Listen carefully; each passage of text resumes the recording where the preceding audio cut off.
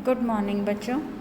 मैं डॉक्टर शिप्रा भारद्वाज आप लोगों को ऑर्गेनिक केमिस्ट्री पढ़ाऊँगी। ऑर्गेनिक केमिस्ट्री में आपके फर्स्ट यूनिट जो कोर्स में है वो है स्पेक्ट्रोस्कोपी। तो हम सबसे पहले ये समझते हैं कि स्पेक्ट्रा क्या होता है।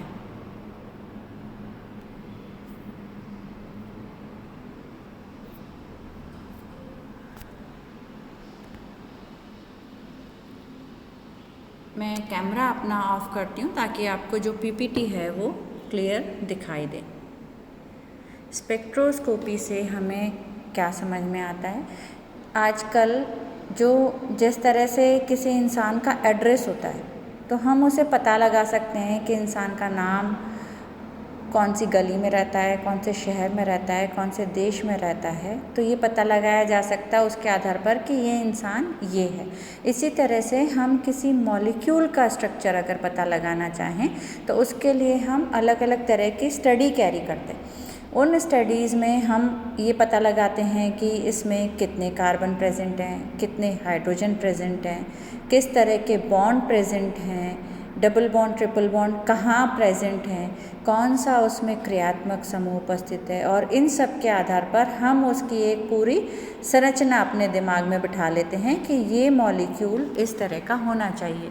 तो इस मॉलिक्यूल की जब हम एनालिसिस करने के लिए अलग अलग विधियाँ यूज़ करते हैं, जैसे हम स्पेक्ट्रोस्कोपी यूज़ करते हैं। स्पेक्ट्रोस्कोपी से तात्पर्य स्पेक्ट्रा, कोई भी स्पेक्ट्रा या लाइट या कोई भी तरंग हम किसी मॉलिक्यूल पर डालते हैं। वो मॉलिक्यूल उसमें से कुछ भाग अवशोषित कर लेता है और कुछ भाग उत्सर्जित कर देता है। तो दोनों के आधार पर, उत्सर्जित हुए भाग के आधार पर या अवशोषित हुए प्रकाश के या तरंगों के वेवलेंथ के आधार पर हम ये पता लगा पाते हैं कि इस पदार्थ में ये समूह प्रेजेंट है, इस पदार्थ में इतना कार्बन प्रेजेंट है, इतने डबल बॉन्ड प्रेजेंट है। अलग अलग तरह की स्पेक्ट्रोस्कोपी होती है जिसमें यूवी विजिबल स्पेक्ट्रोस्कोपी है और इसके अलावा हमारी आईआर स्पेक्ट्रोस्कोपी है और एनएमआर स्पेक्ट्रोस्कोपी है, मास स्पेक्ट्रोस्कोपी। ये कुल आपके कोर्स में मिला करके 4 स्पेक्ट्रोस्कोपी इस कोर्स में हैं। तो सबसे पहले हम ये समझेंगे कि स्पेक्ट्रा हम किसे कहते हैं। जब विभिन्न तरंगें जो हैं उनको हम उनकी तरंग दैर्ध्य के आधार पर जमा देते हैं तो उन तरंगों के बढ़ते या घटते हुए क्रम को हम स्पेक्ट्रम कहते हैं। स्पेक्ट्रम का तात्पर्य सिर्फ सफ़ेद प्रकाश से नहीं होता, जो कि विजिबल लाइट है जिसे हम 7 रंग कहते हैं, वो स्पेक्ट्रम का एक पर्टिकुलर भाग है सिर्फ। उसके अलावा भी बहुत सारी तरंगें होती हैं जैसे कि आपको यहाँ दिखाई दे रही हैं, cosmic rays, gamma rays, X rays, ultraviolet rays, फिर विजिबल दृश्य प्रकाश, उसके बाद नियर इंफ्रारेड, इंफ्रारेड, फिर माइक्रोवेव्स, रेडियो वेव्स। ये सारी इनके तरंग दैर्ध्य की, जैसा कि आपको दिखाई दे रहा है, तरंग दैर्ध्य के आधार पर इन्हें हमने इनके बढ़ते हुए क्रम में जमा दिया है। तो इस पूरे को हम स्पेक्ट्रम कहते हैं। तरंग किसे कहते हैं? किसी भी तरंग इस तरह से चलती है तो किसी भी एक श्रृंग या गर्त के मध्य की दूरी को हम तरंग दैर्ध्य कहते हैं, जिसे कि हम लैम्डा से दिखाते हैं, ये आप जानते हैं। या हम किन्हीं 2 क्रमागत श्रृंगों या गर्तों के मध्य की दूरी को भी लैम्डा कहते हैं, तरंग दैर्ध्य कहते हैं। आवृत्ति किसे कहते हैं? कोई एक वेव है जो इस तरह से चल रही है और यहाँ पर हमने एक ऑब्स्टिकल लगाया हुआ है। एक दूसरी वेव है जो इस तरह से चल रही है और यहाँ हमने एक ऑब्स्टिकल लगाया हुआ है। तो कौन सी वेव इस ऑब्स्टिकल को, इस पर्त को ज़्यादा आसानी से पार कर सकेगी? वो वेव जिसमें कि ये लैम्डा जो है वो कम है। यहाँ दिखाई दे रहा है आपको, इसके लैम्डा और ये लैम्डा में अंतर है। ये वाला लैम्डा ज़्यादा है, ये लैम्डा कम है। तो जिसका वेवलेंथ कम है वो ज़्यादा आसानी से उसको, ज़्यादा तीव्रता से उसको पार कर सकेगी, जिसे हम न्यू से दिखाते हैं। तो new is actually inversely proportional, यानी व्युत्क्रमानुपाती है तरंग दैर्ध्य के। तरंग दैर्ध्य और तरंग आवृत्ति, तो जिस भी तरंग की आवृत्ति अधिक होगी, ये अधिक आवृत्ति वाली तरंग है, तो उसका जो लैम्डा है या उसका तरंग दैर्ध्य है वो कम होगा। किसी भी तरंग की आवृत्ति कम होना, उसकी तरंग दैर्ध्य ज़्यादा होगी। तो इस वाली तरंग की जो तरंग दैर्ध्य ज़्यादा है, इसलिए उसकी आवृत्ति कम होगी।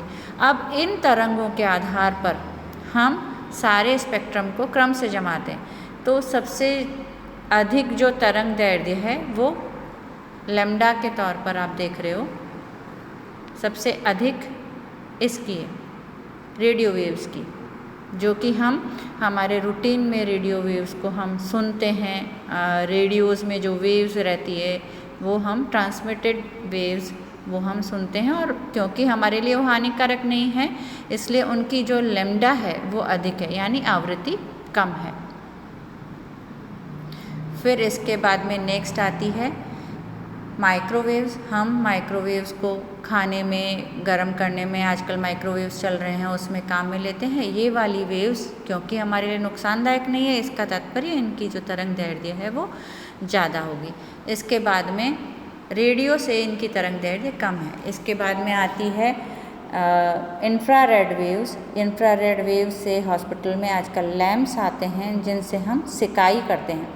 तो ये इंफ्रारेड वेव्स हमारे लिए हार्मफुल नहीं हैं, ये हमारे लिए फ़ायदे की हैं, और इनकी जो लैम्डा है वो कंपैरेटिवली हम कम होती जा रही है, लेकिन यहाँ तक अभी हमें फ़ायदा है। इसके बाद में नेक्स्ट आती है हमारी दृश्य प्रकाश, जो हम देखते हैं, सफ़ेद प्रकाश। उस सफ़ेद प्रकाश को हम 400 से 800 नैनोमीटर तक पढ़ते हैं, और उसको हमने डिवाइड कर दिया है 7 रंगों में। छोटी छोटी तरंग दैर्ध्य के आधार पर 7 रंगों में हमने इसे बांटा हुआ है। ये दृश्य प्रकाश जब हमारी आँखों को मिलता है तो हम चीज़ों को देखने में सक्षम होते हैं। इसके बाद हम आगे चलते हैं अल्ट्रा वायलेट रेज़।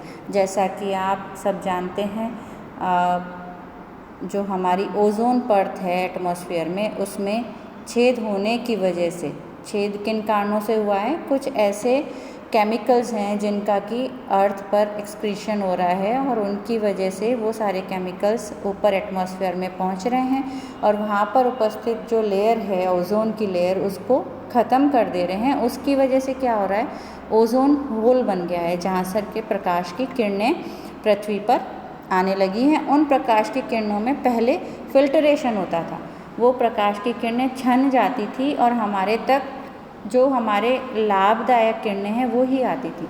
लेकिन ओजोन लेयर, ओजोन परत के डिप्लीशन के ख़त्म हो जाने की वजह से अब जो हानिकारक किरणें सूरज से निकल रही हैं वो भी हमारे तक धरती पर पहुंच रही हैं। उन हानिकारक किरणों में पराबैंगनी किरणें हैं, यूवी लाइट्स, जिसके लिए कहते हैं कि इनसे आप अपने आप को प्रोटेक्टेड रखिए। ये यूवी लाइट्स धरती पर पहुंच रही हैं, और इनसे बचाव के लिए हम आजकल सनस्क्रीन यूज़ करते हैं। उसमें लिखा हुआ आता है कि सनस्क्रीन आपको यूवी लाइट से प्रोटेक्ट करेगा। तो ये ऑब्वियस है कि हमें उससे बचाव की ज़रूरत इसलिए है क्योंकि वो जब यूवी लाइट हमारी स्किन पर पड़ती है तो इनकी वेवलेंथ अब क्या है, यहाँ से हम चल रहे हैं, हमने यहाँ से शुरू किया था रेड, इंफ्रारेड, माइक्रो, यहाँ से हम जब ऊपर की तरफ चल रहे हैं तो इनकी लैम्डा कम होती जा रही है, और जैसे जैसे लैम्डा कम होती जा रही है वैसे वैसे इनकी जो आवृत्ति है वो बढ़ रही है। आवृत्ति को हम न्यू से दिखाते हैं, ये बढ़ रही है, और जैसे जैसे आवृत्ति बढ़ेगी उनकी ऊर्जा या एनर्जी बढ़ती जाएगी और वो हमारे लिए हानिकारक होती जाएंगी। तो जब पराबैंगनी हमारी स्किन पर गिरती है तो वो हमारी स्किन में कैंसर पैदा कर सकती है, इसीलिए हमको पराबैंगनी लाइट से बचना चाहिए, ऐसा डॉक्टर्स हमें बताते हैं, क्योंकि इसकी आवृत्ति अब अधिक हो गई है। इससे आगे हम चलें, आवृत्ति अधिक होने से उसकी भेदन क्षमता भी बढ़ जाती है। पराबैंगनी किरणों की आवृत्ति अधिक हुई है तो वो हमारी स्किन को भेदती है और स्किन में एबनॉर्मलिटीज़ या प्रॉब्लम पैदा कर देती है। इससे कम वेवलेंथ या अधिक आवृत्ति पर हम चलें तो नेक्स्ट आती है एक्स रेज। एक्स के रेज़ आपको पता है मेडिकल साइंस में काम में ली जाती हैं। इनको जब हम बॉडी पर डालते हैं तो ये हमारी बॉडी में स्किन और हमारी मसल्स को भेद कर हमारी हड्डी तक जाती है। तो हम एक्सरे करवाते हैं तो हमारा हड्डी का ढांचा सामने आ जाता है। इसका मतलब जो एक्सरे अंदर गई उसने हमारी स्किन और हमारी मसल्स को भेद कर अंदर तक वो पहुंच जाती हैं। हमारे लिए हानिकारक है, लेकिन मेडिकल साइंस में ये उपयोगी पाई जाती हैं, इसलिए इनका उपयोग किया जाता है अंदर हड्डियों की स्टडी के लिए। यानी इनकी भेदन क्षमता अब बढ़ती जा रही है, स्किन को पार करके अब ये हड्डी तक पहुंच गई। इसके बाद में नेक्स्ट आती है गामा किरण, जिसकी की आवृत्ति और अधिक है या तरंगदैर्घ्य और कम है। इसकी भेदन क्षमता और अधिक होती है, जो हमारी पूरी बॉडी को नुकसान कर सकती है, बहुत तरीके के हमारे लिए प्रॉब्लम्स क्रिएट कर सकती है। इसके बाद में आती कॉस्मिक रेज, ये बिल्कुल पूरी हड्डी के अंदर तक भी भेज जाती है और ये हमारे लिए बहुत हानिकारक है।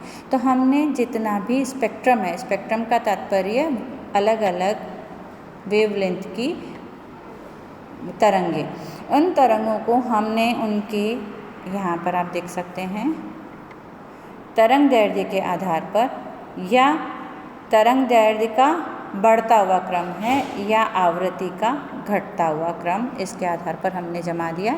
इस पूरे को हम स्पेक्ट्रम कहते हैं। स्पेक्ट्रोस्कोपी क्या है? जब हम किसी पदार्थ पर स्पेक्ट्रम, पूरा स्पेक्ट्रम डालें और प्रकाश पूरी हमारी वेवलेंथ्स या हमारी तरंगे हम किसी पदार्थ पर डालें तो उसका मॉलिक्यूल का स्ट्रक्चर स्टडी किया जा सकता है उसके अवशोषण या उत्सर्जन के आधार पर। फॉर एग्ज़ाम्पल हम देखें, सपोज़ हमने 400 से 800 नैनोमीटर ये दृश्य प्रकाश किसी पदार्थ पर, जिस पदार्थ को हम नहीं जानते उस पर डाला है। जिस पदार्थ को आप नहीं जानते हैं, हमने उस पर ये वेवलेंथ डाली। अब इस वेवलेंथ में से, दृश्य प्रकाश में से कुछ प्रकाश उस पदार्थ ने अवशोषित कर लिया। सपोज़ उसने अवशोषित किया 500 से लेके 600 नैनोमीटर तक अवशोषण उसने कर लिया, और उसके अलावा बाकी सारा जो वेवलेंथ थी उसने एमिट कर दी। तो हम उस निकली हुई वेवलेंथ की स्टडी करें या उसके द्वारा अवशोषित वेवलेंथ की स्टडी करें, उसके आधार पर हम ये पता लगा सकते हैं कि वो जो पदार्थ हमें दिया गया है उसमें क्या उपस्थित है। तो हम अलग अलग तरह की स्पेक्ट्रोस्कोपी यूज़ करते हैं, जिसमें हम यूज़ करते हैं UV visible spectroscopy, IR spectroscopy, microwave, Raman, mass और ये मेन स्पेक्ट्रोस्कोपीज़। तो हम जब यूवी विजिबल प्रकाश किसी पदार्थ पर डालते हैं तो उससे हमें उस पदार्थ में उपस्थित जो डबल बॉन्ड्स हैं, जो द्विबंध या त्रिबंध या अनसैचुरेशन जो उपस्थित है उसका पता चल जाता है कि एक particular, suppose 2 double bonds present हैं तो उसका अवशोषण यूवी विजिबल में किसी और जगह होगा।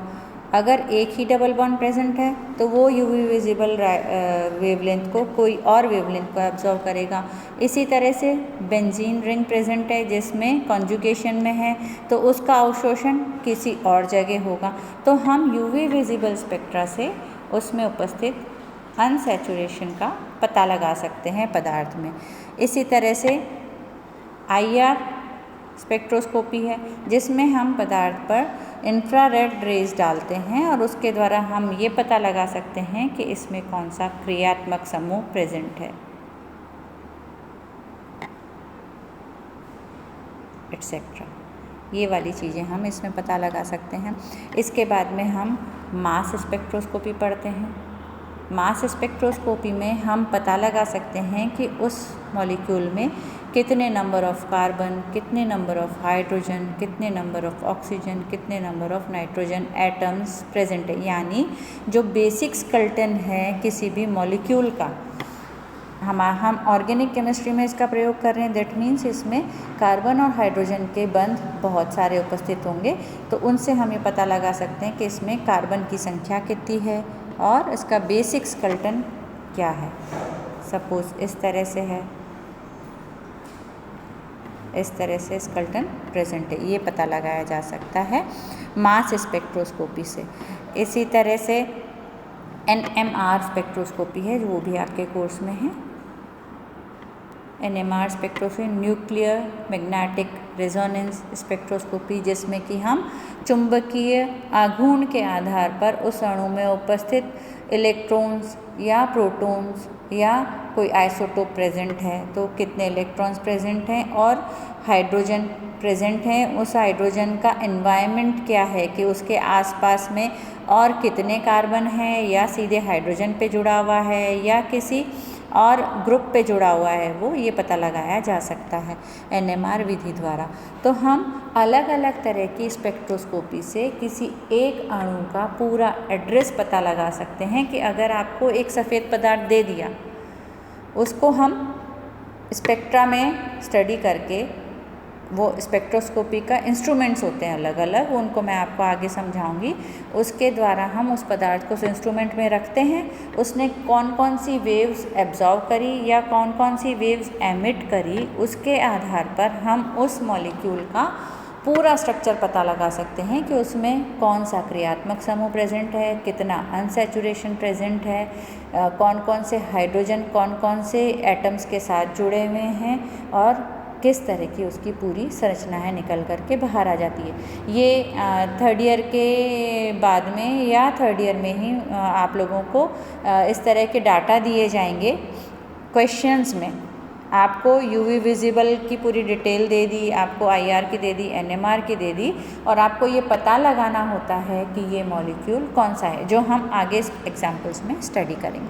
चलिए आगे चलते हैं। ये हमने बात करी स्पेक्ट्रम की, तो यहाँ आपको दिखाई दे रहा है, ये हमने स्पेक्ट्रम को उसके तरंग दैर्ध्य के बढ़ते हुए या आवृत्ति के घटते हुए क्रम में जमा दिया है। और इस पूरे को हम, जब जनरली क्वेश्चन पूछा जाता है स्पेक्ट्रम किसे कहते हैं, तो बच्चों का जवाब होता है 7 प्रकाश के 7 रंगों को एक क्रमबद्ध तरीके से जमाने को हम स्पेक्ट्रम कहते हैं। नहीं, गलत जवाब है।